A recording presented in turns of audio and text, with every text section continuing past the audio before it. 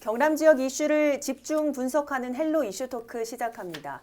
사람 나이 50세를 지천명이라고 하죠. 하늘의 뜻을 알고 진정한 나 자신을 알 수 있어서 붙여졌다고 하는데요. 올해로 창원국가산단이 50년을 맞으면서 창원산단 역시 앞으로 나아가야 할 시대적 변화가 무엇인지에 대한 다양한 의견과 고민이 나오면서 다시금 부활할 창원산단의 미래를 꿈꾸고 있습니다. 이에 더해 오늘 헬로 이슈 토크에서도 창원산단 50년의 역사와 정체성을 살펴보고 앞으로 지향해야 할 목표에 대해 짚어보는 시간 마련했습니다.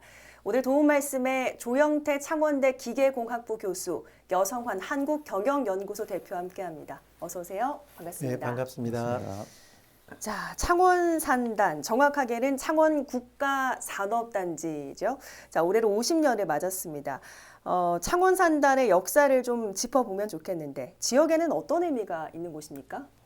예, 1974년에 이 태동한 창원국가산단이 70년대, 80년대 이때 중화공업 육성 정책 그것과 이제 맞물려 가지고 뭐 생산이 이제 많이 되고 그다음에 생산해 놓은 건 외국으로 수출하고 그러다 보니까 고용도 자연히 많이 이루어지죠. 그래서 이제 잘 사는 도시 이런 그 타이틀을 가지게 됐는데요. 그렇군요. 이게 어느 정도 중요하냐면은 2000년까지만 하더라도 그 현직 대통령이나 아니면은 그 후보자 신분으로 대통령이 5명이나 방문할 정도로 그러니까 이게 뭐 우리나라에 그만큼 중요한 그런 그 위상을 차지하고 네. 있었죠. 이제 이게 국가산단이 탄생하게 된 이 배경을 보면은 우리가 그 전에 70년 이전에는 뭐 쌀 농사 지어갖고 우리 먹을 것도 없는데 팔 것도 없고요. 그다음에 경공업 뭐 해서 방직해서 옷감 좀 만들어 가지고 그 뭐 큰 돈이 안 되잖아요, 네, 그죠? 네. 그래서 한 배 싣고 가면 반도체 뭐 한 가방 들고 온다는 정도밖에 안 됐거든요. 그러다 보니까 그때 당시에 이제 이것 가지고는 우리 국가 발전에 한계가 있다. 그래서 생각하기에 이제 우리나라에서 없지만은 철광석 수입해갖고 쇠 만들고 그거 네. 갖고 배 만들고 자동차 만들고 기계 만들어서 팔고 우리나라에서 석유는 안 나지만은 원유 수입에다가 그 가공해서 수출 이제 하고 실제로 우리나라에서 석유는 안 나지만은 석유 수출은 되게 많이 합니다. 네. 그런 식으로 이제 완제품으로 원재료를 가져다가 완제품으로 팔아야 이게 부가가치가 높아지잖아요. 이런 것들을 이제 해왔는데 그게 어느 정도 됐냐면은 1975년에는 총 생산이 한 15억 정도 됐다고 그래요. 네. 그리고 수출 뭐 한 60만 달러 얼마 안 되죠. 네, 작은 중소기업 하나 정도뿐인데 94년에는 그게 이제 10조 원 넘어갔고 그리고 2015년에 정점을 찍는데 58조 원까지 생산이 올라갔고 네. 어쨌든 창원 국가산단의 역사를 좀 살펴보면 창원산단이 있기 전과 후로 좀 창원을 나눌 수가 있겠네요. 네네 완전히 다른 도시가 되어버렸죠. 그렇군요. 자, 50년이면 사람으로 치면 지천명의 나이입니다. 반백년 동안 지역의 기계공업을 지키면서 성장을 해왔는데요. 자, 현재는 대표님 말씀처럼 그 명성이 퇴색하긴 했지만 지역 성장의 동력임은 분명했습니다. 자, 우리 교수님께 창원산단은 어떤 것으로 기억되어 있습니까? 처음에는 이 창원 국가산업단지, 뭐 창원이란 도시 자체를 이제 교과서에서 배웠습니다. 창원이라는 엄청난 계획 도시가 뭐 새로 생겼다. 네. 그래서 이제 이렇게 발전이 되고 있다 이런 것들을 제가 사회 시간에 배웠던 그런 기억이 나는데. 뭐 제 개인적으로도 제가 뭐 함안에서 태어나고 아주 어릴 때 마산에서 살고 그러면서 지나가면서 이제 창원에 있는 이 공장들을 봤던 그런 기억도 납니다. 그러면서 제가 이제 사실 기계공학과로 진학을 하고 네. 지금도 기계공학과 교수로 이렇게 있으면서 우리나라 기계 산업의 메카 하면 창원 국가산업단지라는 것을 사실은 모르는 사람이 거의 없죠. 네. 전부 다 아는 그런 사실이 이제 되었습니다. 제가 창원에 오기 전에 이제 수도권에 있었는데 수도권에 있으면서 창원으로 이렇게 오게 된 그 계기도 사실은 이 창원 산단이 있는 도시이기 때문에 그런 메리트를 제가 보면서 네. 이곳에 왔다 이렇게 생각이 좀 되고 그만큼 이제 창원의 시작과 끝은 네. 산업단지다 이렇게 볼 수 있을 것 같습니다. 그렇군요. 자, 정말 이 정도로 명성을 떨치던 창원산단의 명성이 하락세에 접어든 게 자, 불과 10여 년 전입니다. 여기에는 어떤 배경들이 좀 작용을 했다고 봐야 될까요? 네, 그몇 가지 원인이 있는데요. 첫 번째가 이제 글로벌 시장이 이제 커가면서 이 경쟁력은 치열해졌는데 예, 거기에 생산 비용이 이제 올라갔습니다. 그러니까 결국은 원가 경쟁력이 떨어지는 거죠. 그러다 보니까 수출 경쟁력이 떨어진 거 그런 게 이제 문제가 되는데 네. 이거 안에 이제 자세히 살펴보면은 중국 같은데 이런 데가 이제 신흥국으로 올라오면서 네. 자국 정부의 엄청난 보조금을 받았잖아요. 아. 그렇게 해가지고 조선 기계산업 이런 데 들어오니까 그 덤핑 들어오는데 우리가 당해낼 재간이 없었거든요. 그래서 우리 주력 산업이 이제 좀 어려워졌고 네. 거기에다가 더해가지고 에너지와 원자재 가격 이런 게 이제 올라갔거든요. 거기다 그거까지만 했으면 좋은데 네. 그래 인건비까지 이제 같이 아. 뭐 복지 혜택도 있고 이제 근로시간 제한도 있고 이렇게 하다 보니까 인건비 부담도 많이 늘어났고 이래 됐으면은 우리가 이제 고부가가치 산업으로 넘어가야 되는데 네. 예, 신규 산업을 또 유치도 제때 못했어요. 아. 그래서 혁신 성장의 기회를 그냥 해야 될 그 적절한 타이밍에 놓쳐버린 겁니다.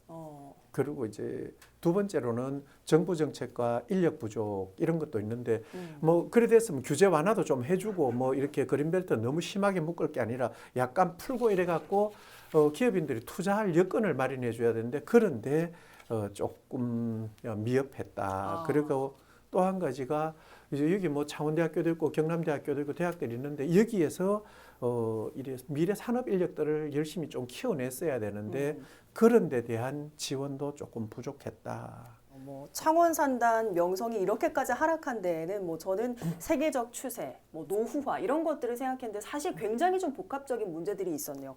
좀 꼽아주신 것들을 보면 세계적 추세에다가 국가의 지원과 규제 완화가 없었고 또 기업의 노력까지 부재했다 이런 것들 좀 꼽아주셨는데 교수님께서는 어떻게 보세요? 네, 뭐 잘 짚어주셨고요.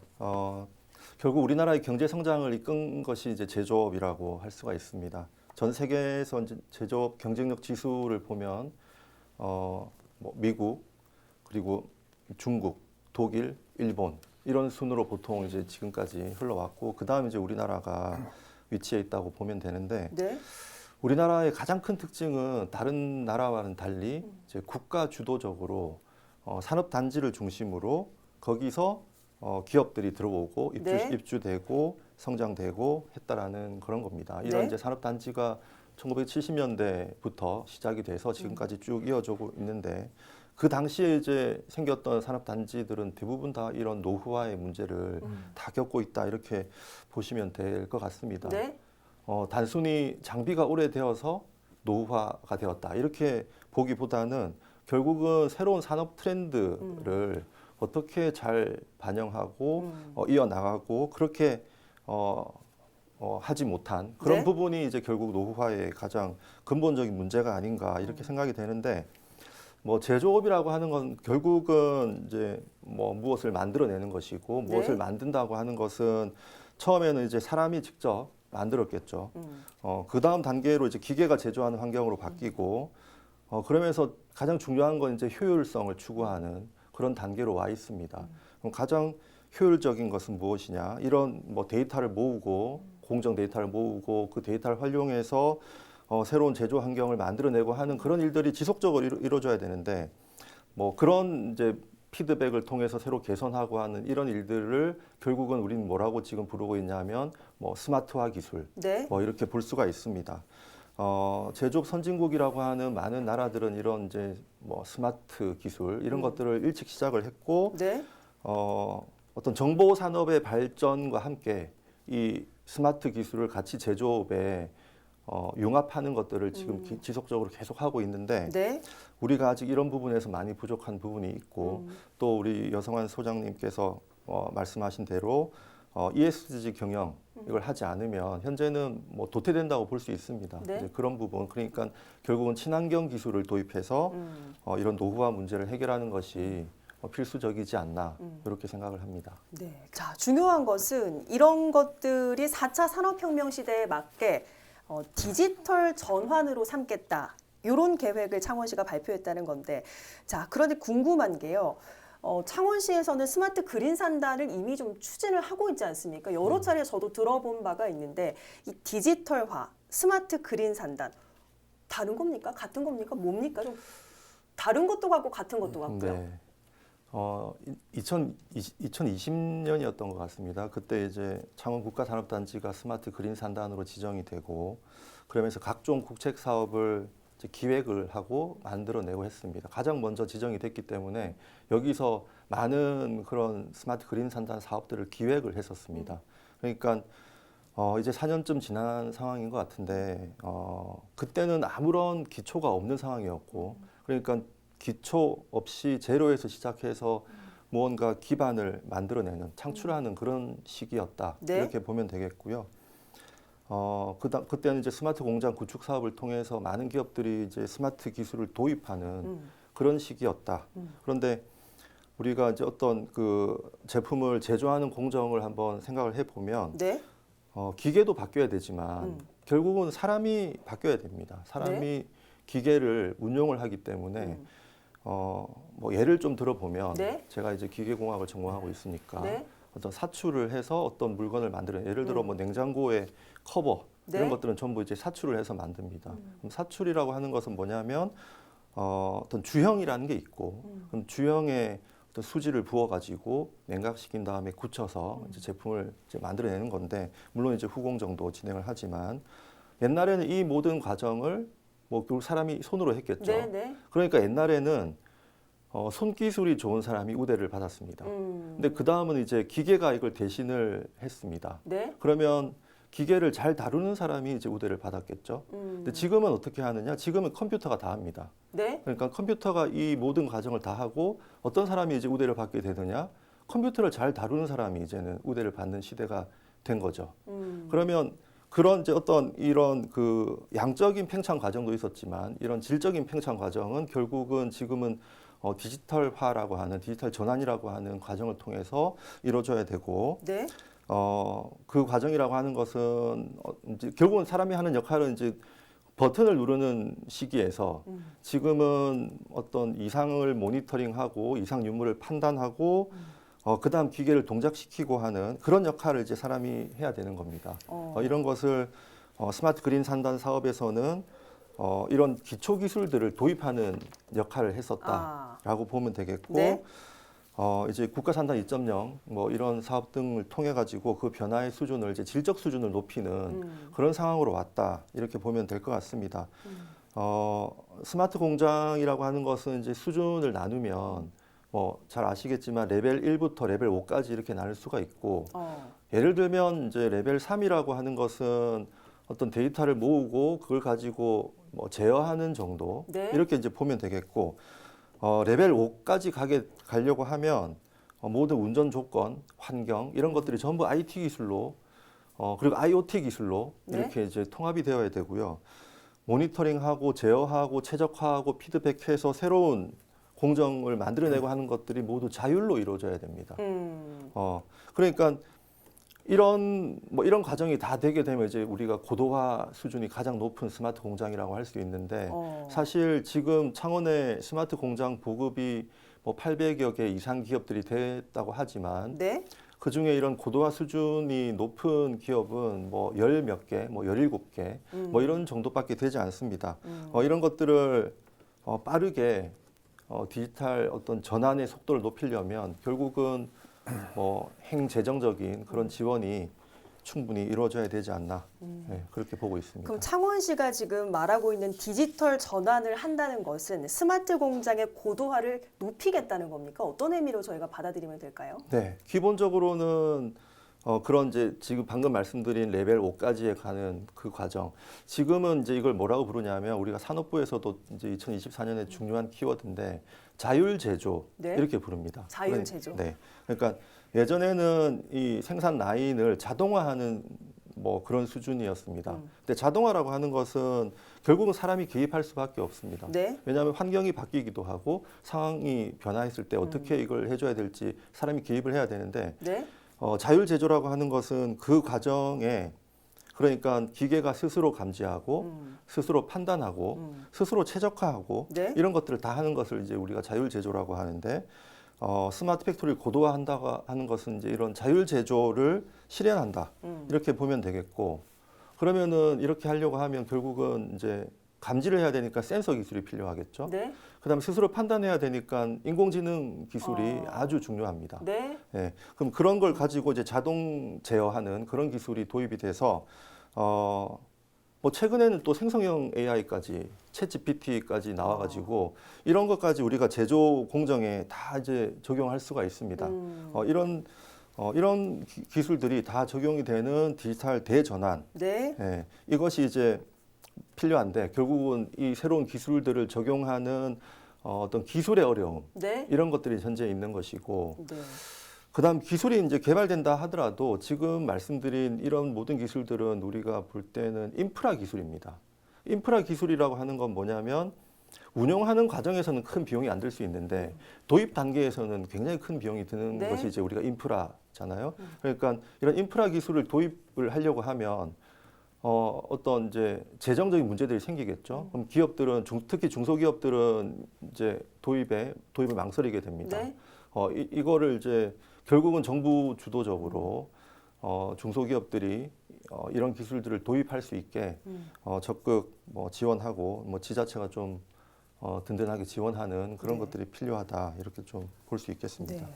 교수님께서 짚어주셨지만 결국 이 고도화에 정말 많은 예산이 필요할 것으로 보이는데 4월에 창원산단 50주년 기념행사가 예정돼 있는데 이때 창원시가 뭐 구체적인 중장기 종합계획을 좀 밝히겠다 이렇게 얘기를 한 상태거든요. 어떤 내용이 좀 담긴 걸로 예상을 하세요? 여기에 좀 예산 등의 얘기도 좀 포함이 되면 좋겠는데요. 네. 이게 그 창원시가 뭐 노화된 국가산단이 뭐 생산성도 낮고 이런 문제를 모르는 건 아니거든요. 그래서 이거를 해결할 그러니까 창원 국가산단 미래 50주년 비전 이런 거를 구체화해 가지고 이제 장기 마스터 플랜을 확정해서 4월 달에 이제 4월 1일이죠. 50주년 기념 행사에 즈음해 가지고 이거를 발표할 것이다. 그러면서 이제 뭐 창원시 관계자한테 이렇게 물어보니까 창원시가 그 올해부터 그 예산 부분은 28년까지 총 사업비 한 310억 원 정도 규모로 해가지고 이거를 어떻게 이제 해 나갈지 이런 데 대한 것들을 쭉 추진을 해 나갈 거랍니다. 그리고 올해는 뭐 국비도 한 42억 원 정도를 확보했다고 그러니까 이게 그 국비를 확보해 놓은 거 보면 상당한 의지가 있다라고 보여지거든요. 네. 그래서 올해 당장 다는 안 되더라도 마스터 네. 플랜에 이런 이야기들이 좀 반영이 되고 장기적으로 이게 해결이 됐으면 좋겠다라고 네. 아주 강조하고 싶습니다. 자, 디지털화로 나아가기 위해서는 고도의 기술력을 갖춘 인력들도 필요할 텐데요. 현재 갖춰진 인력뿐만 아니라 빠르게 산업 구조에 대응할 수 있는 인력들을 위해서 대학과의 협력 구조도 당연히 필요해 보이는데 창원대에서도 준비를 좀 하고 있습니까? 어떻습니까? 네, 그렇습니다. 뭐 디지털화를 위해서 가장 필요한 것은 결국은 신기술이 되겠죠. 새로운 기술. 신기술을 개발하고 확대하고 또 적용하고 이를 활용하고 이런 것들은 결국 시작은 어떤 시드 기술을 잘 만들어내는 데 있습니다. 이를 시드 기술을 가지고 활용하고 확대하고 하는 것은 사실 정책적으로 할 수도 있고 예를 들면 뭐 디지털 전환 지원센터라든지 뭐 이런 것을 잘 활용하면 할 수가 있지만 시드 기술을 개발하는 것은 결국은 고급 인력이 해야 됩니다. 그러니까 저희가 어떤 지역의 지역과 함께하는 대학이면서 지역의 발전을 리딩하기 위한 대학으로 거듭나기 위해서는 어떤 과기원 전환 모델을 실현하는 것이 필요하다. 네. 그리고 뭐 제가 이 자리에서 이런 말씀을 드려도 될지는 잘 모르겠지만 뭐 이런 걸 위해서 지금 학교가 어떤 여러 가지 노력들을 하고 있다. 이렇게 좀 말씀을 드리겠습니다. 알겠습니다. 네. 자, 4월 창원시의 중장기 계획 발표 어떤 내용들이 담길지 함께 기대해 보겠습니다. 두 분 말씀 오늘 여기까지 듣겠습니다. 고맙습니다. 네, 올해를 기점으로 창원국가산업단지는 미래 50년 도약을 위한 준비 체계를 구축하게 됩니다. 여기에 필요한 건 행정력뿐만 아니라 자발적인 시민들의 참여와 관심, 또 응원과 격려가 아닐까요?